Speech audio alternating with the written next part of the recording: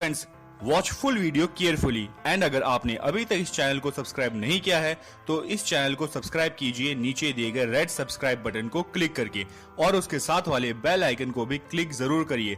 इससे आपको हर नई वीडियो की नोटिफिकेशंस रेगुलरली मिलती रहेगी। RF 1:3,16,800 पर एक विकर्ण मापनी बनाइए जिस पर मील, फरलांग तथा गज की दूरी पढ़ी जा सके। तो जैसे कि पहले वीडियो में हम करते आ रहे हैं उसी प्रकार से इस सवाल को भी करना है।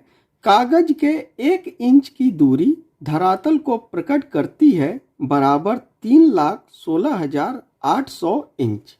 अब यहाँ पर भी हम 6 इंच की दूरी लेकर इस कैलकुलेशन को करेंगे। 6 इंच कागज की दूरी धरातल को प्रकट करेगी बराबर 3,16,800 गुणे 6 वटे। अब हमें यहाँ पर देखिए गज, फरलांग और मील पढ़ने के लिए दिया गया है, लेकिन एक चीज ध्यान दीजिए कि इसमें कोई भी आंकड़ा पढ़ने के लिए नहीं दिया गया है। तो हमें क्या करना है, हमें केवल मील, फरलांग और गज को बना लेना है। चाहे वो जितने भी आप भाग बनाना चाहें उतने भाग बना सकते हैं, क्योंकि इसमें कोई भी आंकड़ा पढ़ने के लिए नहीं दिया गया है। अब इस कैलकुलेशन को करने के लिए गज, फरलांग और मील में सबसे बड़ा देखिए मील होता है, और 1 मील में कितने इंच होते हैं तो इसमें देखिए 1 मील में होते हैं 63,360 इंच। तो हमें क्या करना है, इसको 63,360 से भाग दे देना है। जब इसको कैलकुलेट करेंगे तो यहाँ पर ये 5 भागों में चला जाएगा और 5 छके 30, तो यहाँ पर आंसर आ जाएगा। अब देखिए हमें क्या करना है कि 6 इंच की दूरी हमें खींचनी है जिसमें 30 मील के भाग बनाने हैं, लेकिन हमें पढ़ने के लिए कोई भी भाग यहाँ पर दिया नहीं गया है। तो हम इस 30 मील के भाग को किसी भी भाग में बना सकते हैं। चलिए देखते हैं कि ये किस प्रकार से बनेगा। इस प्रकार से हमें 6 इंच की दूरी खींच ली। यहाँ पर दोनों तरफ 1.5 सेंटीमीटर का लंब लेकर उन्हें भी इसी प्रकार से खींच लेना है।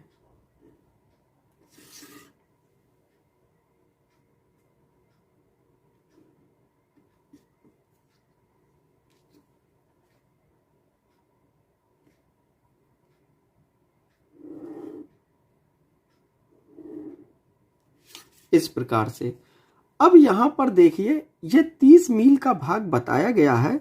तो हम क्या करते हैं कि ये 6 इंच की दूरी का भाग है। इस 6 इंच की दूरी के भाग में अगर हम 1 इंच को 5 मील मान लें तो ये 6 इंच में 30 मील पूरा पूरा चला जाएगा। तो ऐसा करते हैं, इसके 6 बराबर भाग कर लेते हैं, जिसमें एक भाग 5 मील के भाग के बराबर होगा।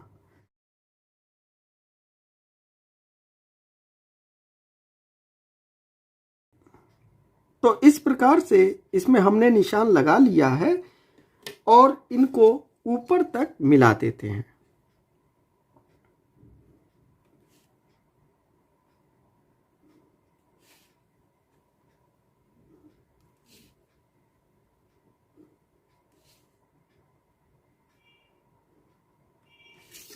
अब ये देखिए ये 1, 2, 3, 4, 5 और 6 भाग हमने इसके बनाए हैं, और 6 पंजे 30, यानी कि एक भाग अगर हम 5 का लिखें तो ये 30 मील बराबर बराबर भागों में चला जाएगा।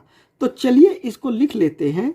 ये हो गया 0, यहाँ पर है 5 मील, ये हो गया 10 मील, ये हो गया 15 मील, यहाँ पर हो जाएगा 20 मील और ये हो जाएगा 25 मील का भाग। और जो 30 मील यानी कि 30वां जो है वो यहाँ पर बना हुआ है। तो ध्यान रहे ये 5 मील का भाग है। अब इस 5 मील के भाग को हमें फरलांग के भागों में बांटना है।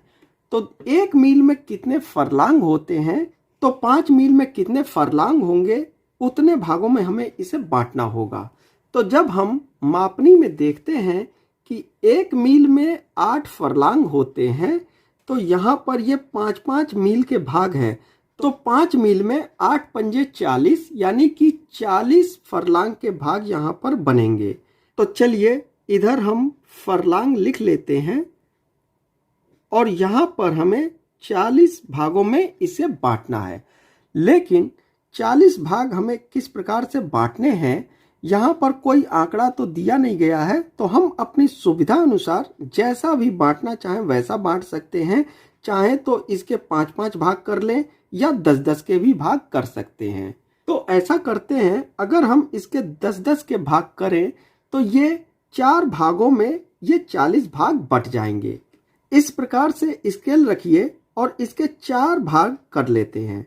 ये हो गया 1 भाग, ये हो गया 2, ये हो गया 3 और यहाँ पर हो जाएगा 4 भाग। चलिए इसको मिला लेते हैं।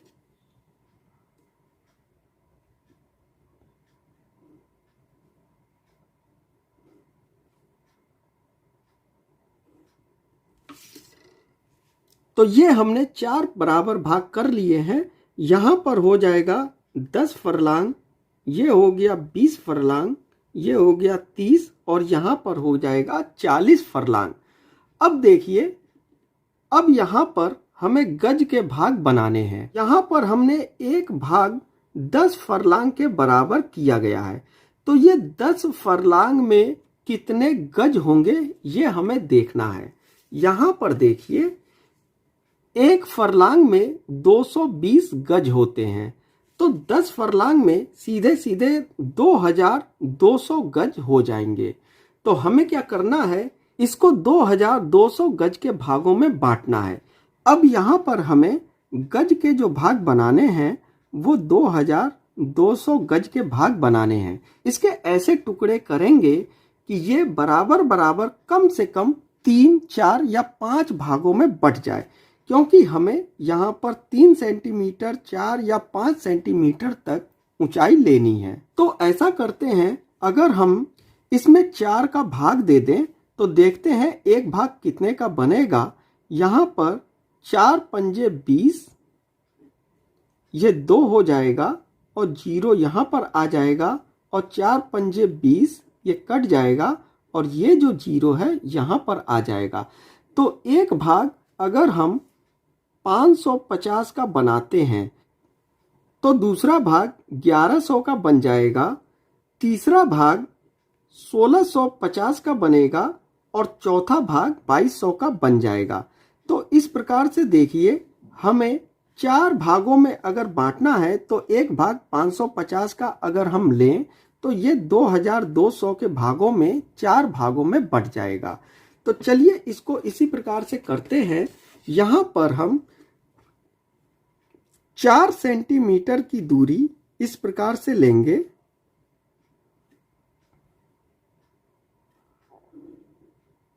और इसके 4 बराबर भाग कर देंगे। इसी प्रकार इधर भी 4 सेंटीमीटर की दूरी लेकर उसके भी 4 भाग कर लेंगे।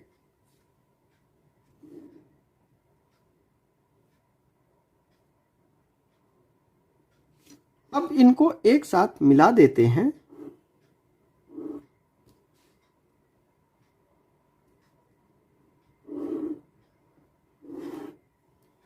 यहाँ पर ये जो मील के भाग बने हैं, इन मील के भागों को भी ऊपर तक मिला देना है।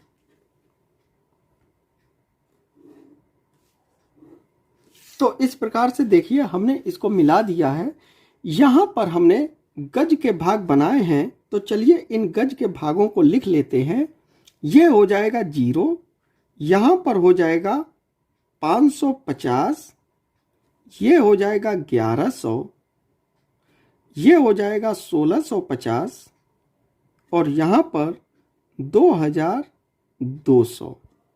तो ये गज के भाग हो जाएंगे। अब इतना होने के बाद ये जो बिंदु बने हैं, इन बिंदुओं को यहाँ पर भी बना लेना है।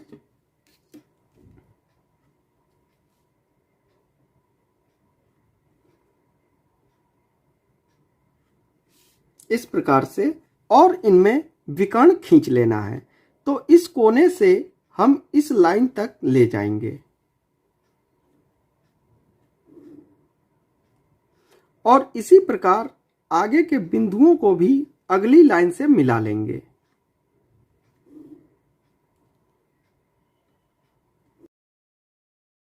क्योंकि यहाँ पर पढ़ने के लिए कुछ भी दिया नहीं गया है, केवल ये कहा गया है कि ऐसा विकर्ण मापनी बनाइए जिसमें मील, फरलांग और गज की दूरी पढ़ी जा सके। तो यहाँ पर हमने मील के 25 भाग बना लिए, फरलांग के 40 भाग बना लिए और गज के 2200 भाग बना लिए। अब इसमें मील, फरलांग और गज की दूरी पढ़ी जा सकती है। अब यहाँ पर हमें कुछ नहीं करना है, बीच से इसको केवल हाफ कर देना है इस प्रकार से, और इसमें नीचे ऊपर इस प्रकार से काले कर देने हैं। इतना हो जाने के बाद ये विकर्ण मापक पूरी तरह से बनकर तैयार है। यहाँ पर RF लिख देना है। RF 1:3,16,800।